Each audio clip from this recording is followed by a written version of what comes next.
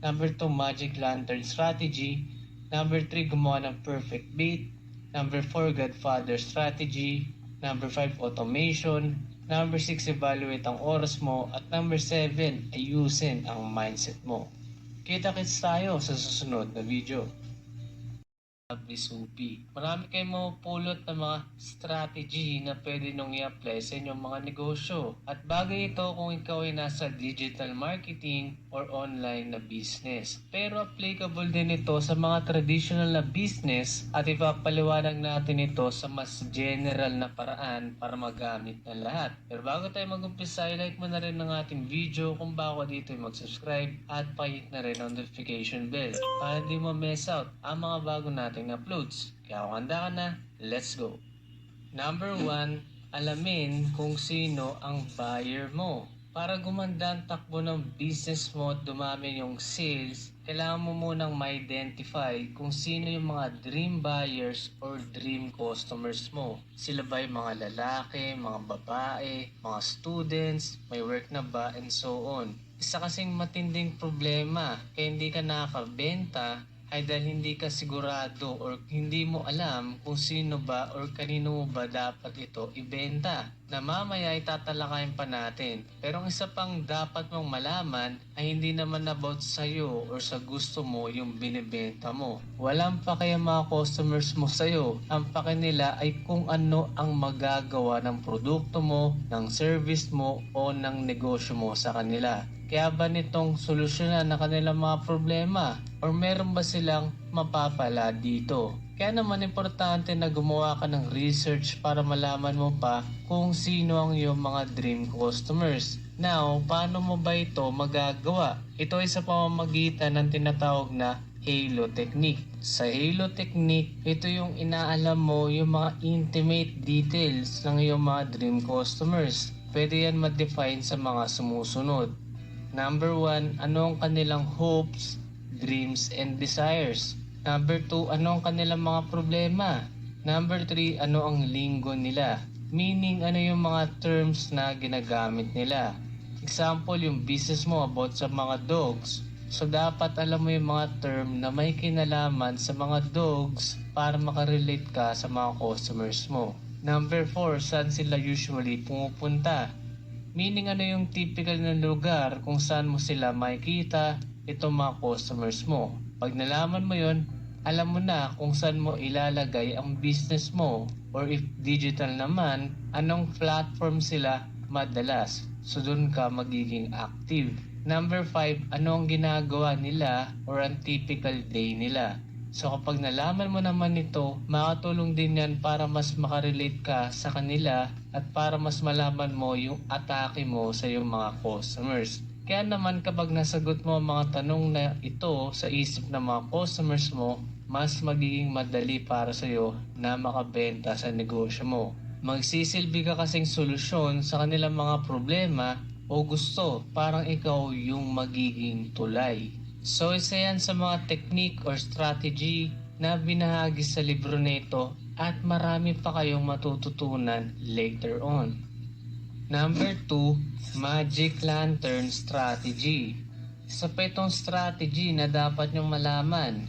Pero bago natin i-define ito, kailangan muna nating malaman yung percentage ng mga uri ng customers or buyers. So kung makikita nyo, hindi naman lahat ng tao ay willing bumili ng isang produkto.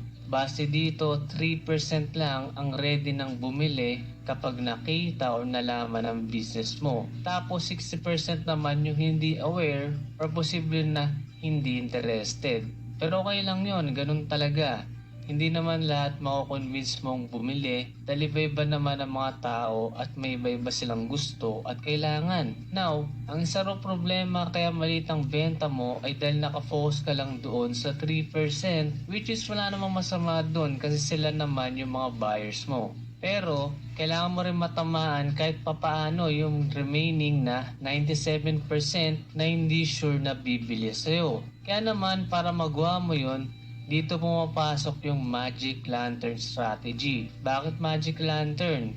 Kasi ito yung process kung saan para mong ginaguide yung mga potential customers mo from hindi sila interesado papunta sa pagiging interesado sa business mo. Para kang may lantern na nag-guide sa kanila mula sa not aware, papuntang aware, tapos finally sa buyer na. So paano mo naman magagawa yon sa remaining na 97% ng audience na wala naman paki sa'yo? So isa sa mga technique ay ang pagpo-provide ng mga libreng value sa iyong mga potential customers.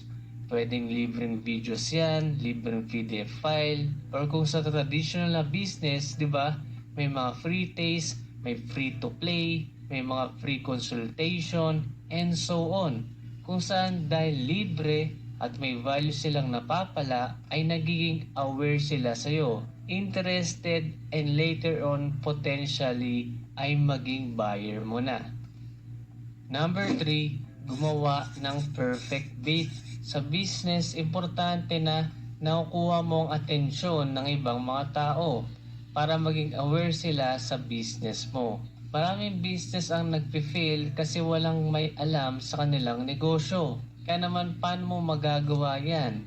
So dapat i-apply mo yung tinuro natin kanina sa number 1 na Halo strategy. Kasi pag natutunan mo yon, mas madali kang makakagawa ng bait para sa iyong mga dream customers. Pero may mga way para makatawag ka ng atensyon sa panahon natin ngayon. Una, yung mga kakaibang value sa iba kahit libre.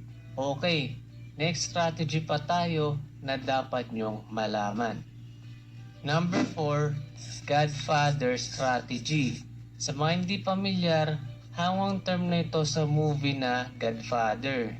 Na about yan sa mga mafia or dun sa mafia boss na inspired din sa true story. Now, anong connect nitong Godfather sa pagpapalakas ng benta nyo sa business? Kasi 'di ba kapag may inuutos sa'yo, for example si Godfather or yung mafia boss, kailangan na sundin mo yun. Hindi ka pwedeng tumanggi. Kasi kapag tumanggi ka, posibleng patay ka or maaaring mapahamak ang mga mahal mo sa buhay. Medyo brutal no, pero ang meaning lang nitong Godfather strategy ay dapat makagawa ka ng offer sa iyong business na hindi makakapag-refuse or makatanggi yung mga customers mo.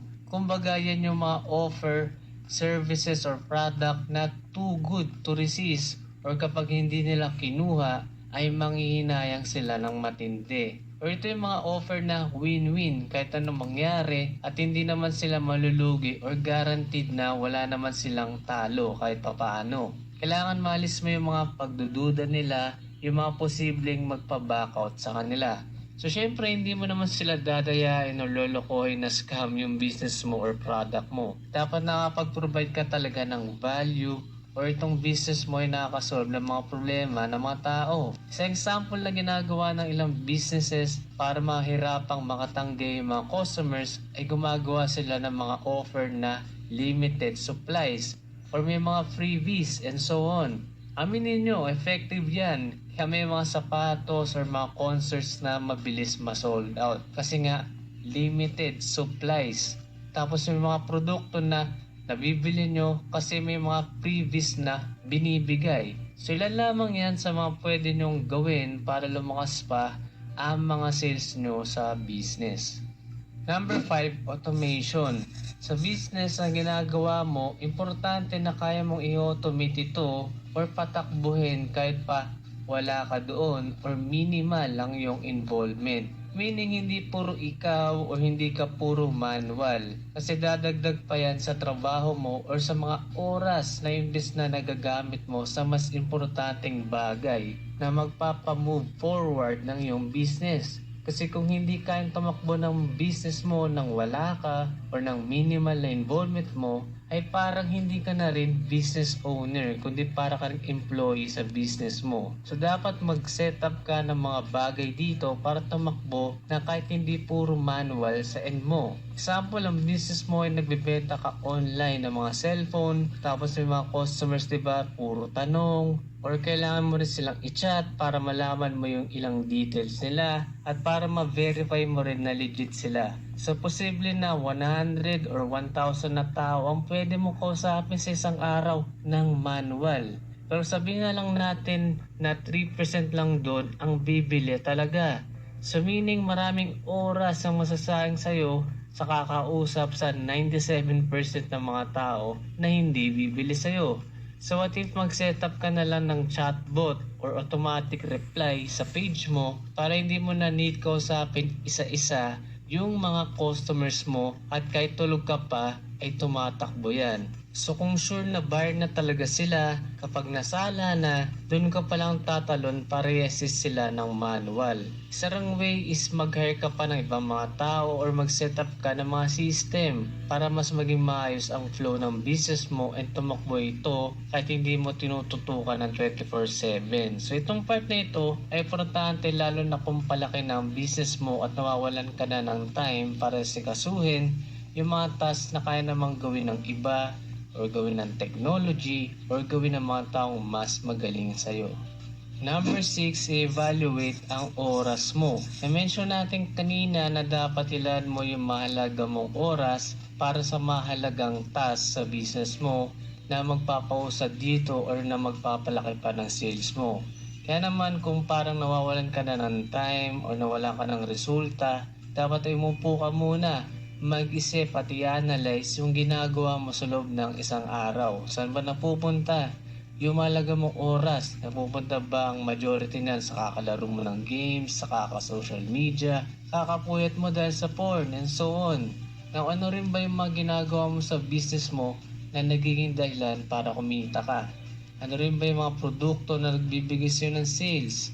So, dapat dun ka mag-focus or dun mo ilaan ang oras mo at tanggalin mo yung mga walang kwenta or nagpapabagal sa business mo. Kung hindi kayang tanggalin, doon pumapasok yung mga employees, yung mga automated na system para mas magamit mo pa ng tama yung oras mo. Number 7, ayusin ang mindset. Ito talaga yung pinaka-importante at dapat ito yung number 1. Pero gusto ko kasi na malaman nyo na kagad yung mga technique. Anyway, ayon sa libro, para tumas pang benta mo, kailangan maging maayos muna ang mindset mo. Kailangan mo maniwala na kaya mo.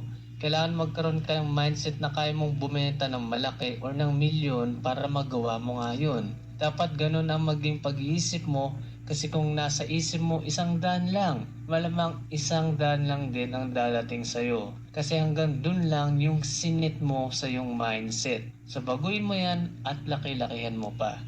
So ilan lamang ito sa mga aral na tumatak sa akin about sa librong Sell Like Crazy.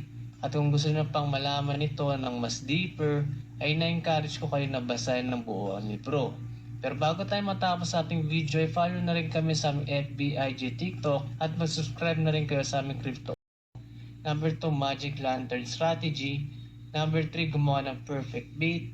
Number 4, Godfather Strategy. Number 5, Automation. Number 6, evaluate ang oras mo. At number 7, ayusin ang mindset mo. Kita-kits tayo sa susunod na video.